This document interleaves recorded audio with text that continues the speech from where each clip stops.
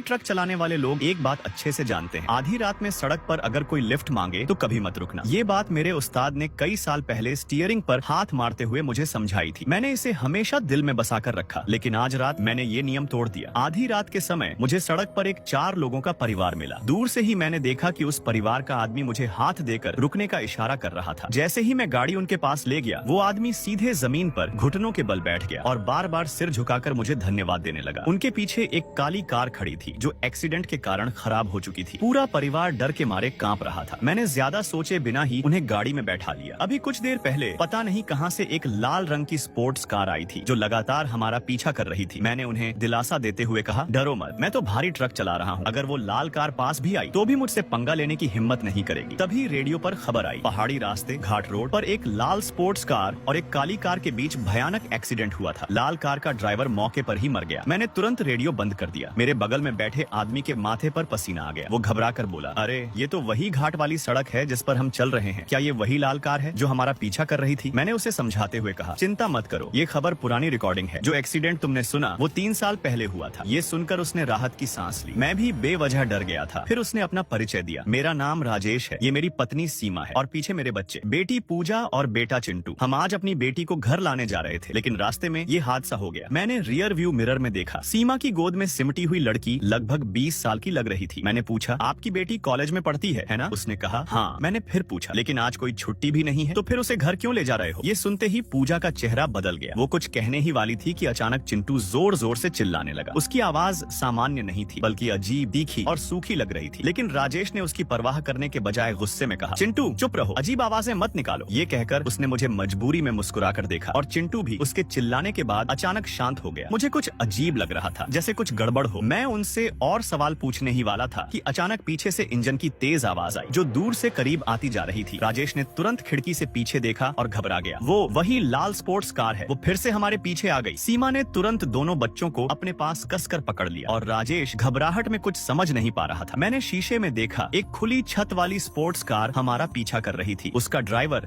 अपना आधा सिर बाहर निकाले हुए था और उसका काला सा मुंह खुला हुआ था, जैसे वो चिल्ला रहा हो। ये घाट का रास्ता बहुत संकरा था, जहाँ एक समय में सिर्फ एक ही गाड़ी निकल सकती थी, लेकिन वो स्पोर्ट्स कार का ड्राइवर पागलों की तरह बार बार ओवरटेक करने की कोशिश कर रहा था और लगातार हॉर्न बजा रहा था। आगे एक मोड़ आने वाला था। मैंने मौके का फायदा उठाकर तेजी से स्टीयरिंग घुमा दिया। मेरा भारी ट्रक अचानक सड़क पर झटका खाकर मुड़ा और वो लाल कार पीछे हटने पर मजबूर हो गई। उसे जोर से ब्रेक लगाना पड़ा और सड़क पर लंबे निशान बन गए। मोड़ पार करने के बाद मैंने देखा वो लाल कार अब हमारा पीछा नहीं कर रही थी। ये देखकर राजेश का परिवार थोड़ी राहत महसूस करने लगा। राजेश बोला, हम उसे जानते भी नहीं, फिर वो हमारा पीछा क्यों कर रहा था? मैंने कहा, मुझे भी नहीं पता, लेकिन रेडियो में जो एक्सीडेंट की बात हुई थी वो भी एक लाल कार की ही थी। तुम्हें पता है उस हादसे में कितने लोग मरे थे? वो गुस्से में बोला, अभी ये सब पूछने का क्या मतलब है? कितने लोग मरे, इससे तुम्हें क्या लेना देना? आधी रात है, बच्चों को डराओ मत। मैंने कहा, मुझे ठीक से नहीं पता, लेकिन याद है कि उस लाल कार में ड्राइवर के अलावा एक लड़की भी थी और एक्सीडेंट के बाद वो लड़की बेहोश हो गई थी। इसके बाद गाड़ी में एकदम सन्नाटा छा गया। माहौल हल्का करने के लिए मैंने पूजा से पूछा, पूजा तुम किस साल में पढ़ती हो? पूजा उठकर कुछ बोलने ही वाली थी, लेकिन सीमा ने उसे रोक दिया और खुद बोली, वो 3rd ईयर में है। तभी पूजा ने खिड़की के बाहर देखा और अचानक डर के मारे चिल्ला उठी, जल्दी देखो वहाँ कोई खड़ा है। मैंने पूछा, कहाँ? मुझे तो कुछ नहीं दिख रहा। वो बोली, मैंने अभी एक लड़की को देखा, फूलों वाली ड्रेस पहने हुए, वो सड़क के किनारे खड़ी थी। क्या वो उसी लाल कार वाली लड़की हो सकती है? बकवास मत करो। राजेश ने तुरंत गुस्से में बात काट दी और विषय बदलते हुए मुझसे पूछा, भाई इतनी रात को तुम ट्रक में क्या सामान ले जा रहे हो? लगता है गाड़ी में कोई हलचल ही नहीं है। गाड़ी में कोई सामान नहीं था, मैं बस अपने एक क्लाइंट के लिए उसके दोस्त को लेने आया था, इसलिए ट्रक लेकर निकला था। राजेश बोला, इतने बड़े ट्रक से लोगों को लेने आना थोड़ा अजीब नहीं लगता?